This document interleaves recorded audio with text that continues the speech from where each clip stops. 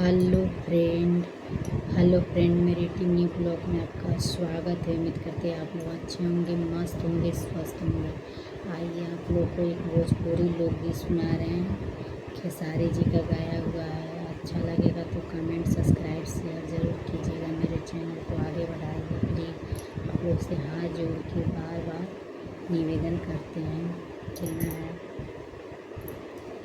मेवा मिसिरी के गोइल जवाना, मेवा मिसिरी के गोइल जवाना, गोरे गोरे शराब हो गइल बा। मेवा मिसिरी के गोइल जवाना, गोरे गोरे शराब हो गइल बा। निमन के करा के कोही जग में, निमन के करा के कोही जग में, सारा लोगवे खराब हो गइल बा। मेवा मिसिरी के गोइल जवाना, भोरे भोरे शराब हो गइल बा।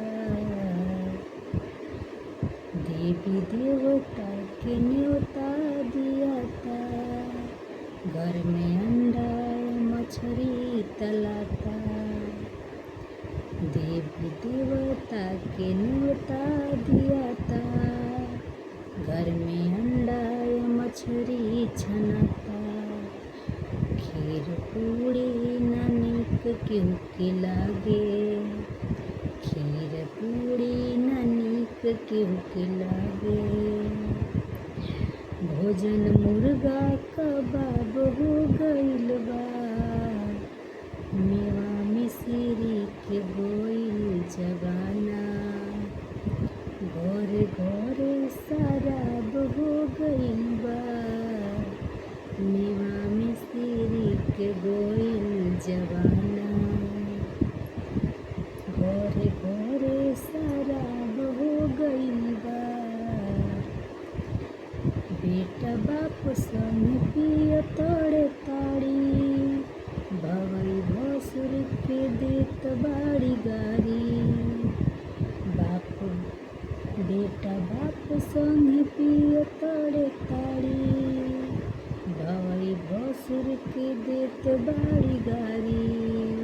खुशबू कैसे मिली अब छूके, खुशबू कैसे मिली अब छूके, जब कागज गुलाब हो गइल बा।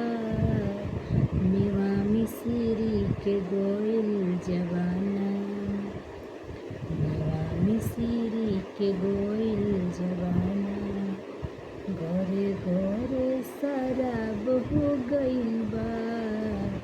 मेवा मिसिरी के गोइल जवाना, महेश गैर का पर करी भरोसा, महेश गैर पर का करी भरोसा। जब अपन ही देवता देत बड़े धोखा,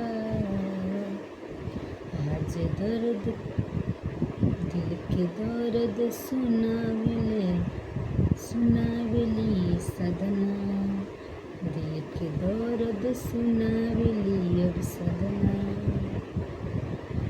बाकी मुर्गा कबाब हो गइल बा। मेवा मिसिरी के गोइल जवाना, घरे घरे शराब हो गइल बा। मेवा मिसिरी के गोइल जवाना। अच्छा लगी तो कमेंट करब रहुआ लोग, और सब्सक्राइब करब हमरे चैनल के। और प्लीज़ हाथ जोड़ के विनती बा, आप लोग आगे बढ़ाए जरूर।